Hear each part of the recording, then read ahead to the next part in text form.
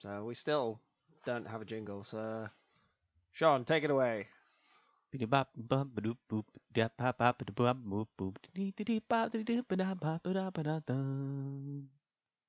was quite a good bit like techno stuff going on there. I quite enjoyed that. He's right, yeah. At least when James did it, you backed him. You backed him. I He just wasn't left you prepared on to your come own. in. I was enjoying it, mesmerised Yeah. by that. That was beautiful. Thank Well you. done, Thank you, James. You got a career. Thank you. Thank you. Moving on. Hello and welcome to Films I Should Have Seen, the podcast in which we watch and discuss movies that are either considered classics, popular, or high regarded. My name is Ross. With me, as always, is my co-host Sean Hi. and James. Hello. And this week, once again, we didn't watch Godfather. No, we couldn't do it. Just Nope. didn't have enough time. Just It was the weather. impossible. Yeah, Goddamn weather. Weather, time. Yeah. No, we watched Godfather. We finally got around to it. Woohoo! Celebrate, everyone! Cheer! Clap your hands. That was a crowd. Oh, okay. So yeah, but we Great. got there. It was meant to be the first episode, but episode 4 ain't bad, you know. So the reason we watched it, Godfather, probably considered one of the best films ever made. I had never seen it up until this point. Not even any part of it. I'd seen like maybe clips. Okay. Of it, but it was mostly kind of quotes that I'd known from it. Right. Because of you. If I remember correctly, I started watching the first when I must have been about 13, 14, 15, something like that. But I don't recall me finishing it, watching the end of it now. I don't remember any of that, so I must not have finished it. But I'm sure over the years, like I've seen bits like whether my dad's had it on or something like that. So yeah, that's the most exposure I've had to it. I remember the wedding. I remember the opening. I do remember that. Yeah, but you were the only one among us, Sean, who's actually seen it. I'd seen full. it in 2012. Why specifically in 2012? It was at a time I'd been made redundant and I had nothing to do. And my brother had just started his job and he went out and spent hundreds of pounds at HMV and got all iconic DVDs and everything else. And I'd never seen that one and Scarface. So I borrowed them and I watched them and I enjoyed them. There we go. Fair enough. So do you wanna throw out your opinion, James, or if yours has changed on this second viewing, Sean? I mean, I'll happily go first. Yeah, take it away. I did like it. It's a lot to try and take in, and it's got a lot of weird like pacing to it. It starts slow, then it builds up, and it's very much up and down with what's going on and how quick it is. But yeah, overall, I did enjoy it. I did feel towards the end I was flagging in my interest. I was a bit like, come on, 3 hours. Well, just shy of 3 hours. Come on, either do something or finish it. And then something did happen. I'm thinking when, did they call him Sonny or Sammy? Whichever way they pronounce one of Don's son. When he got Sonny, was it? I can't remember if it was Sonny or Sammy. No, Sonny. Yeah. I call it. When he got shot up, I was like, all right, you pecked back up again now. It kind of, all its action happened in clusters. Ooh. And then it all simmered down and like it tried to do story and it sometimes just dragged it out a bit too much for my like length of focus. Okay. But then it picked back up again. Yeah. Sean, any? It's a lot of the workings of a mafia, isn't it? Yeah, it's not yeah. all the action packed, all the gun scenes. Yeah. It is a lot of the behind the scenes how mafia works. Yeah. And it does, like you say, it does drag it out quite a bit. And it does take a lot of concentration to watch and take in all the characters. Yeah. Because like the rest of the families, they're not in it until for a long period of time in any scene. Yeah. So trying to remember which family is which and the names are just thrown about. Yeah. But I still enjoy it. Okay. So I'm gonna throw it out there that I'm disappointed by this. Oh, he's disappointed. Not that by any stretch of the imagination did I think it was bad. I think it really does just suffer from overhype. Like I said, this is considered one of the best films ever made. This and its sequel, Godfather Part 2, which I'm sure at one point we will get round to, are considered some of the classics. Yes. So for years you hear about how good this film is and how great it is. And I think maybe if I watch this again, already watching it, getting rid of that hype, I might change my mind on it. I do think this was a good film. I think majority of the performances in it were really good, and like I say, I did like that it was more the behind the scenes and the discussions that go on in these like kind of crime situations, rather than it could have just been a straight up kind of gangster movie. Well, what year did this come out? 72. 72. So I assume in 72 there wasn't a lot of gung-ho action films, really. Well, there will have been, but this is more of a drama. Like the majority of the times that you see, especially the Godfather of Marlon Brando's Don Vito Corleone, he's granting these favors, and then he will tell someone to do it or get someone else to do it, and you don't really see it. Like other films, you might see, like at the beginning, the opening scene when the Undertaker is asking for a favor for to kill the two guys who brutally beat up his daughter. Did they kill his daughter, or was she just badly beaten? No, badly beaten. She was just badly, badly beaten. And he says, "Oh, I'm not gonna kill him." He's like, "But go send two guys that we trust, who are gonna send a message, but won't go too far." In other films, you would have seen that. You would have seen, even if it was just a throwaway clip of like two guys going and like putting the beat down on them. So I did like that. I did really enjoy it. But like I said, I do think the pacing of this film is really kind of off. Well, not off. It's like difficult to keep up with. Yeah. So this is a 2 hours and 57 minutes film. Don't oversell it, James, by saying 3 hours. And like you said, there was parts in the film where I just didn't know where we stood in the story. I was like, I don't know if we're going into the final acts here. Yeah. I don't know if we're only just like scratching the surface. And I don't think it advertises the timeline. Yeah, I was just about to say that the time seems to be like, very everything seems to happen like really quick, but then you'll have like throwaway lines of, I've been back for a year. Yeah. But Maybe we didn't see anything change within that year, and nothing really seems to have changed. And he'd lost his black eye. Yeah. Yeah, he had his black eye. Yeah, every time we went back to eye. Italy and it was still there, I was like, wait, like black eye's here within like a week or so, maybe. He had a black eye for at least a year. What happened there? It was amusing, that part. But it's like the opening scene as well, where he's giving out all the favours. Yeah. If it had just referred to that he'd previously just given out a favour, then did the Undertaker's favour, and moved on from there. But it just seems favour after favour, meeting somebody else, meeting somebody else, meeting someone else, and it was just that part's just dragged out. I suppose that the idea is the film's called The Godfather. It's what a Godfather has to deal with. Yeah, but that's what I mean. If you made reference that he'd already dealt with so many through the day. Yeah. Which they do sort of, like he says, and like at one point someone reels off a list of who else he's got to see, and they bring up the thing of like it's a Sicilian rule that a godfather has to grant any wish on the day of his daughter's wedding. Yeah. Which seems like a ridiculous rule, but hey, fair enough. But I loved that opening scene, the way that it starts on the Undertaker's face. Yeah, and pulls back. And it's just one shot with no cuts. It's just him talking, and we don't really get any lines from Brando for a while, as the camera's just slowly pulling out, to which then the silhouette of the Godfather kind of comes into it and kind of does present him as this like kind of big, powerful figure without him even saying anything. Mm-hmm. So I did think that was really good, and I thought the dialogue in this film is where it shines. It's just the way people talk and how conversations are laid out, that they're the focus.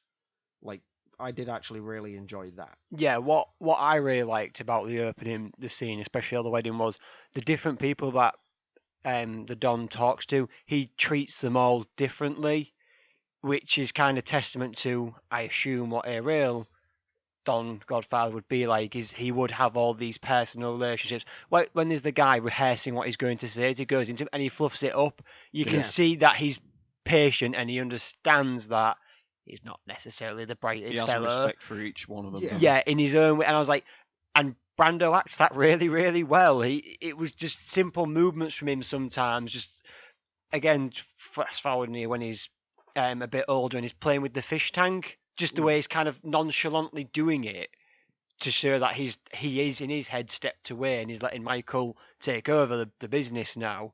I thought that was really, really clever from Brando. Yeah, I was going to mention that, like you say, the guy who's like kind of rehearsing what he wants to say, because I think that on its own does like kind of give you an idea of who the Godfather is as a person. The fact that people don't usually practice what they are going to say to someone like out loud just before they're going in. So the fact that you see this guy who's quite a big, like kind of imposing guy himself out there rehearsing what he's going to say, which is essentially thank you for inviting me to your home, because he doesn't, if I remember correctly, he doesn't ask a favor. He just wants only to thank goes him. in there to thank him. Yeah. So I think that it does a really good job of building the Godfather as a character. Yeah. Without us having to see the Godfather himself all the time. Yeah. And like I say, you do see him like pay respect to people. Like in other films, you do have like these mob bosses and stuff like that where they just talk to people like garbage. Yeah. They know they're the top dog, so they can do whatever they want and speak to. No, like everybody he speaks to, he does treat them with respect, and he's honest with them. And I do think they did a good job of humanizing him as a character. He's essentially a bad person. Yeah. But he's not like a dishonorable person or like a crass person. So I did like that.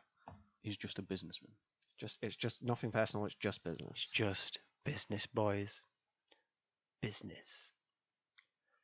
But yeah, anything else that stood out to you? The little child in the scene where they're playing in the tomato growths. Oh yeah. Where they haven't really got a child actor, he just seems like a child, because that point where he puts the orange peel in his mouth and he's made the teeth and he scares him, you can see that child is petrified. Yeah. So you know full well that isn't a child actor. He hasn't been told Brando's going to scare him. Yeah. That's it, and he picks him up straight away because he realises he scared him and he don't want to ruin the scene, and he keeps it going. I really like that scene. Yeah. It was a sad scene. In the end. But yeah, I do completely not see where you're coming from with that, yeah. It's just his face, you can see how petrified he is. Yeah. Yeah. I will say there is way less Brando in this than I thought there was going to be. Yeah. Like I assumed he was the main character. Like I knew Al Pacino was in this. Yeah. But no, I always just assumed that Marlon Brando's Vito was the main character. So like when they took him out, like for a while, I thought, he was dead when they shot him. And I was like, I've read this film completely wrong. But then when he's still alive, and I was like, oh, okay. But then they didn't bring him back. He was just in the hospital for a long time. Again, I think it's probably the thing about this film is people must give a lot of praise to Brando. I think my favourite bit was when he's brought back home, and the first thing he asks is, where's Michael? But the actual way he performs it, that very broken voice saying, where's Michael, I thought was brilliant. It'd take a lot of effort for an actor to break his voice that much.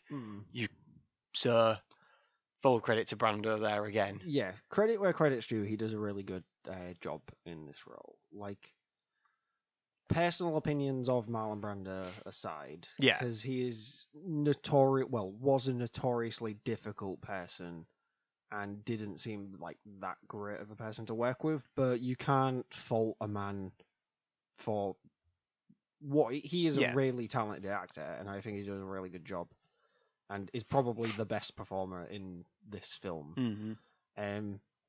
So yeah, I did think he was really good. I did think, because this is a young Al Pacino, this would have been quite a while even before Scarface, wasn't it? Yeah. So I think he is really good in this film. I especially considering that I would argue that Michael is the main character. So for him to like carry this, I think that was he did a really good job. Yeah. I was just checking actually how old he was when he was playing the Godfather. He was actually 47. Really? So they did really well to make him look. That was one thing that crept old into my mind a few times. I was like, obviously this is Marlon Brando. The film's also he won't have been terribly old in it, but some of the people he's acting around, you can tell they are obviously older than him. It's because his hands still look fairly young. Yeah. But then his face features, everything, he does look really old. Yeah. That's why they've done a really good. They've done a really good job with the prosthetics and the makeup. Yeah, are really, really clever. Even down to when Michael gets punched in his cheek, and they make that look all swollen. And it didn't look fake. No, If you ask me, it didn't look fake. Maybe someone just punched him. Yeah, you never know. Saves a bit of money on the makeup department. Oh, yeah. There's a photo. Look. You people can't see this photo. No, we there may. There is a side-by-side photo showing what he actually looked like at the time, and then him with we will makeup on. intersperse a photo at this moment when we are won't. talking. Oh, fine. Never mind. Sorry. Maybe one day we'll get there, but not now. Okay. What I will say off this, I don't know if I'm ready to watch the second part 2, because they're called parts, aren't they? Yeah, you've got Godfather, the Godfather, and then the Godfather Part 2. And is the third one called Part 3? I'm sure or it's is that called... one just called Godfather 3? Either way. Nobody likes it. Nobody likes it. Yeah. Don't they consider number 2 the better one as well? Yeah, Part 2 as well is I think the only sequel of an Oscar-winning film to also win Best Picture. So, and that was because that's one of the facts I know about this is it's God, his name's gone from my head. Robert De Niro did audition for the role of Michael, but he didn't get it. But he got cast as young Vito Corleone for Part 2. Oh, that's cool. Yeah, because it was like just before De Niro like hit it big. Right. Yeah. Speaking of facts. Ding. Sean's fun fact. I have a fun fact. So the opening scene, Marlon stroking the cat, playing with a cat. Oh yeah, he was, wasn't he? That cat was not in the script. That was a stray cat. I absolutely believe that, because it's ridiculous for any filmmaker to want to work with a cat specifically, and that cat was just like doing its own thing all the time. It was on Brando's lap. Well, it was actually Francis Ford Coppola, is it? Capella. I actually found it on roaming around Paramount, and they wrote it into the script. Oh. Gave Marlon it, but it was purring so loud throughout that scene that they had to dub his lines back over. That makes sense. That happens a lot. There was quite a few scenes in this film where I thought it was a bit obvious that they'd had to dub the dialogue afterwards. Specifically, the scene where Michael comes back and sees Kay, and they're having the conversation on the street. Yeah, in the street. His lines didn't quite line up with his mouth. So in a moment you notice it becomes very distracting. So sorry if I've just ruined that for anybody. Everyone's just gonna be staring at his watching lips this now. film. Yeah. So overall review, I still like it. Well, I like it from what I remember when I was younger, watching it for the first time. Sean's. It wouldn't get in my top 10 films of all time or anything like that, but it is. I think it's just because it's classed as a classic. Yeah. You need to watch it. Yeah. Yeah, you find it kind of feel Just obliged to give yourself your own opinion and not, like you said, listen to the hype. Yeah. Yeah, like it is always difficult, and this is kind of the reason that I wanted to start this podcast in the first place, is there is these films that kind of set themselves up in pop culture or in like just the general consensus where at the time are considered so great and amazing that as we go forward that opinion doesn't seem to change because it becomes like the cult. Yeah. So I do like this whole looking back at things, and I don't want to be overly critical because there's no denying the craftsmanship behind this film. Like, it is very well made. I loved how this is shot. I think it looked amazing. At times, I thought a lot less dialogue than what you'd think. There was just moments where it was just sound of people walking and wind in the trees with a bit of background music. But that's kind of one thing that stood out to me. I enjoy the old Italian music all the way through. Oh yes, the music in this is done so well. We won't start singing. No, it's difficult not to though. To Ross, it'll be forever known as the mozzarella song, I think now. You just started throwing out Italian words instead of singing. But it still goes. Yeah, it does work. Yeah. How anyway, crazy is that? Yeah, I did enjoy it, but like I say, I wasn't amazed by it. I wasn't blown away by it. Probably a lot of that is the hype. the hype. You're going in expecting this to be a life-changing film, and it really wasn't. I wasn't. I was the same with Scarface though. There's that iconic scene in Scarface, the "Say hello to my little friend" at the end of the film. Yeah, right. I didn't know that. Yeah. And so I'm watching the film, and because how long is that? Is that 2.5? Is that Yeah. nearly a 3-hour film?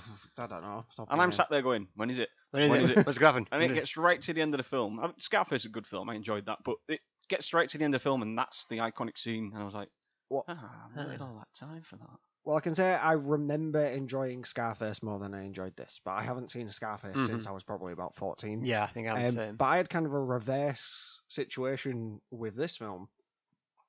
I knew the whole horse's head in the bed scene. Yeah.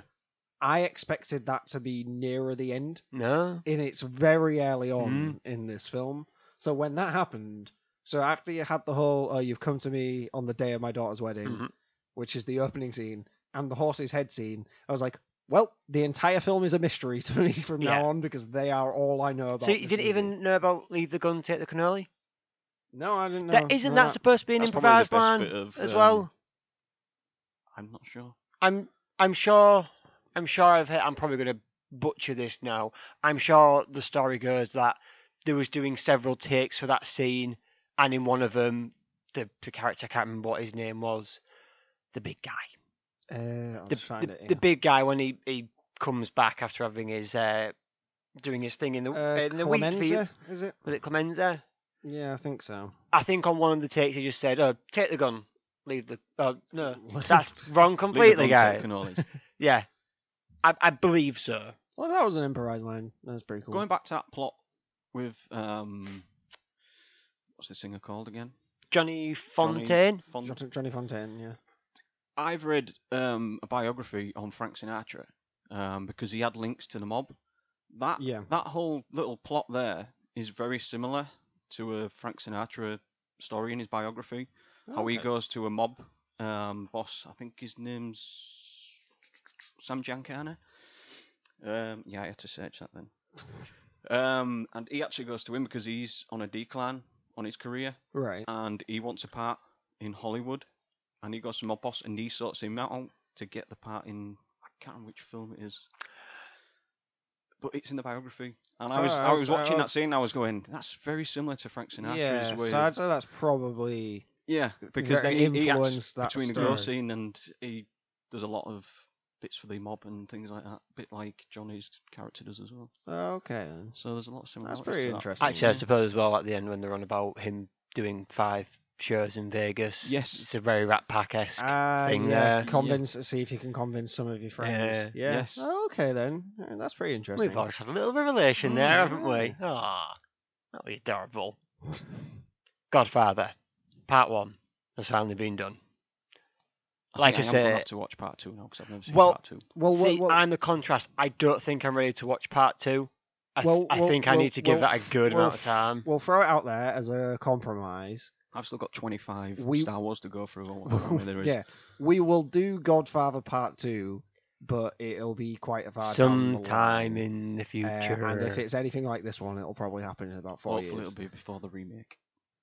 Remake? Well, they're remaking everything else. There will be. I think there's a handful of films out there which I don't think anyone dare touches, and Godfather is one of them. It did cross my mind about what if The Godfather came out like now or in the 90s or something like that. Like, how different would it be? Who would play who?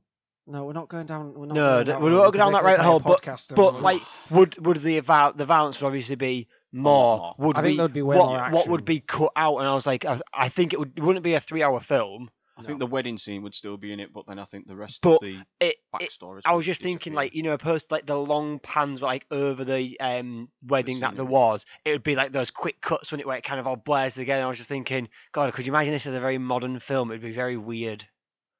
Yeah, like I say, it's very much kind of like what the director made it, and like I say, I don't think anybody's going to touch this film in a long, long time, if ever.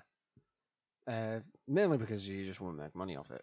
People would not go to see it. Mm-hmm.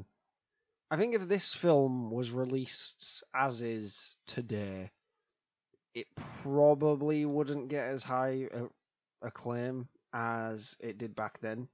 And that's not a marking down the film at all. Obviously, things move with the times. Things that are once revolutionary just become not. Why didn't you write me a letter? What's a letter, Mum? Yeah, you could still set it as a period piece, James. No. This is Kids set don't in the know 40s. what letters are. This is set in the 40s. It was made in the 70s. Kids don't know what letters are. Yeah, kids are dumb. Yeah. Yeah. So anybody got any closing thoughts on Godfather? The myth, the legend that we finally got there. I suppose it was only 4 episodes. It's not been that impressive. Should we never release this episode? That'd be fun. It would be a waste of 4 hours of our life. More than that. We actually watched it. Yeah, we did, yeah. We did it. We did it. Yay. We need some cake. Oh, we have cake. We have cake! I forgot about the cake! Oh my god. Let's go get cake. Well, let's finish the podcast then, cake. I want cake now. Right. No, I have no more statements to say. No. Right, so that concludes the long-awaited Godfather episode. If you enjoyed this, please like, comment, only nice comments, subscribe, share with your friends, your mum. She's probably online by now. And Yeah. if you don't, we'll make you an offer you can refuse. See, I stayed away. I abstained from doing an impression. Okay, good, because his was terrible. Have a go. No. I'm going to end the podcast long before this conversation started. Why? So, Boring. yeah. Until next time, I don't have a quippy line to go out on. James, stop the recording. Ciao. I was trying to say what's goodbye in Italian. Prego.